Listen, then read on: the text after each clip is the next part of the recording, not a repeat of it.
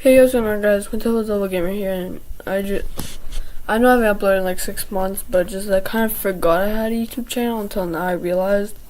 I'm gonna be back here doing my mock draft video. It's not gonna be like my final one, just to be the lottery.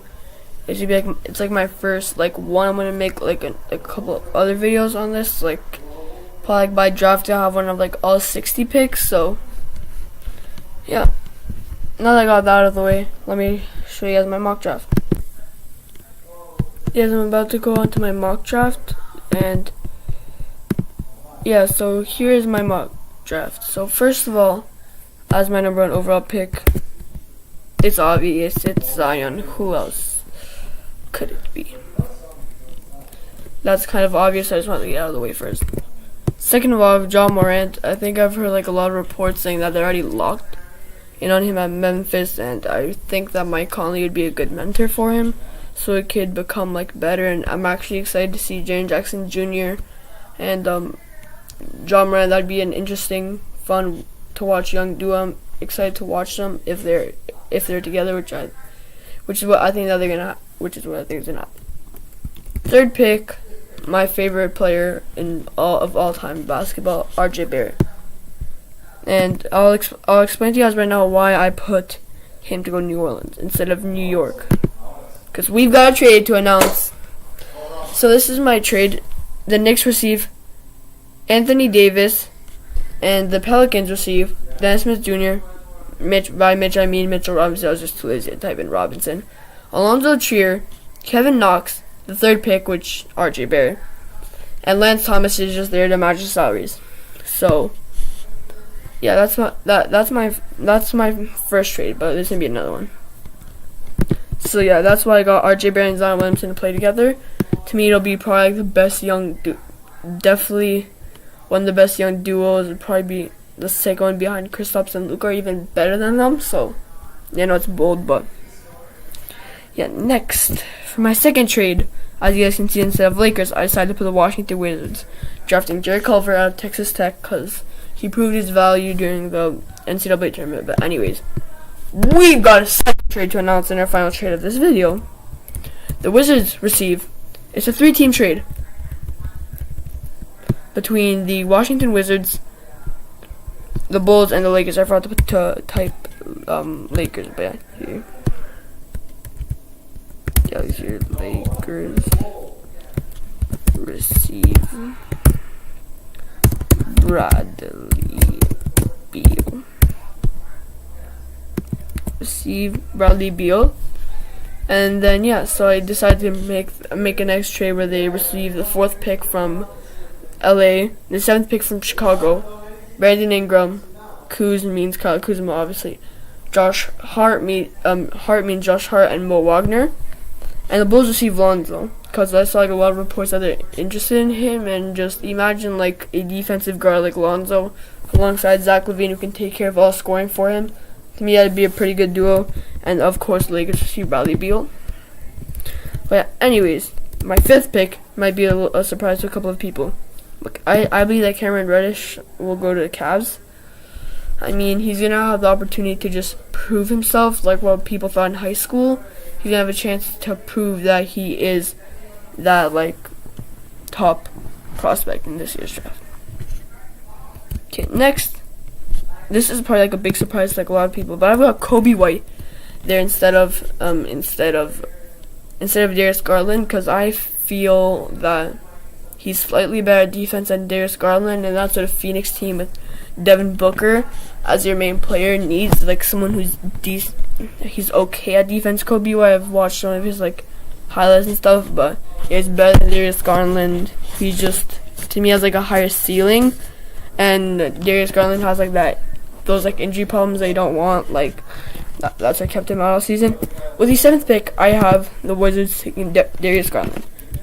It's gonna be a nice player to take over when they trade Bradley Beal in this scenario. I mean, the only downside is his defense, as I just said with Kobe White.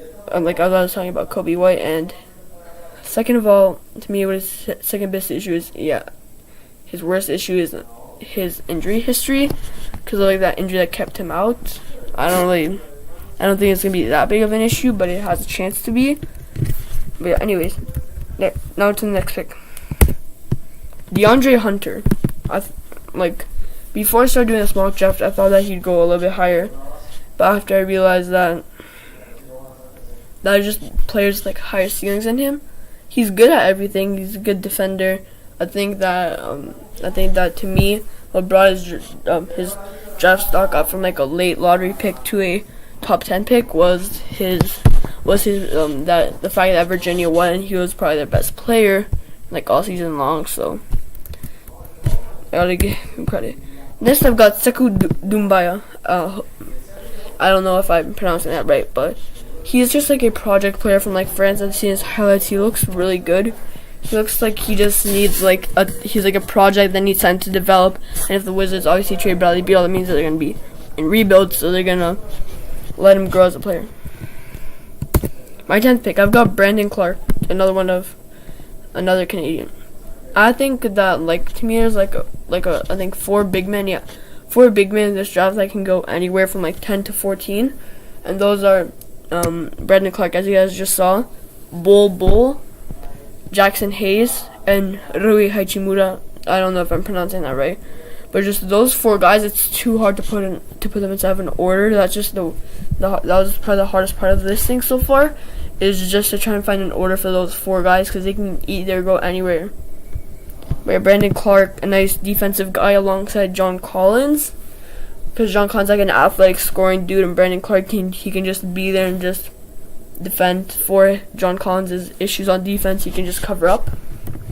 Next, I've got the Minnesota Timberwolves drafting Bol.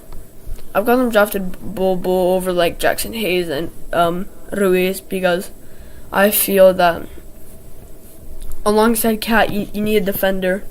You need someone that can help, that can switch on to guard, someone that has size, who's good at defense. So I think Bol is probably I think he probably has if his injury and everything, if his injuries don't affect him and he goes as planned, to me has the fourth highest ceiling, probably even more than John Morant, honestly, because he's just a stretch five that can play defense amazingly. And he's just tall. I think he's 7'3", 7'2", 7'3". I don't know.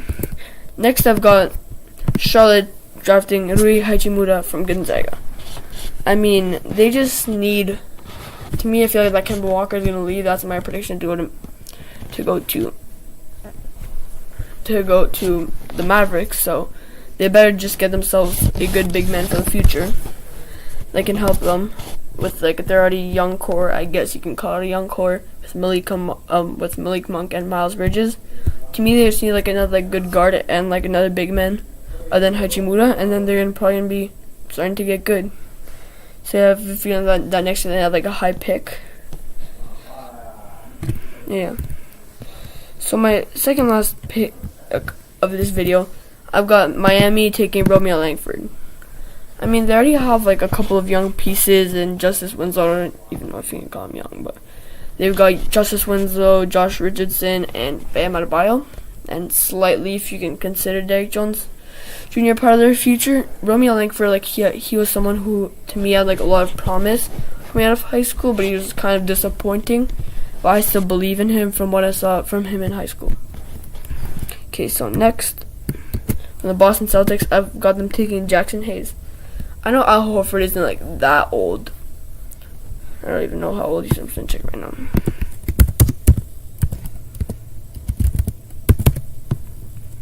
Yeah, he's only 32. He's only 32 years old, but to me, he's starting to get up there in age, and even if Kyrie leaves or if he stays, they're gonna need a big man to replace Al Horford in the future. And to me, Jackson Hayes is just a perfect. He's a good fit alongside Jason Tatum, Jaylen Brown, and maybe Kyrie. But yeah, I'm gonna be doing a second video in the next couple of days about my entire first round prediction. Then there's gonna be a couple more different mock drafts I'm gonna do. But I hope you guys enjoyed this video, and I'm out. But yeah, and I'll start uploading a lot soon again. So peace out.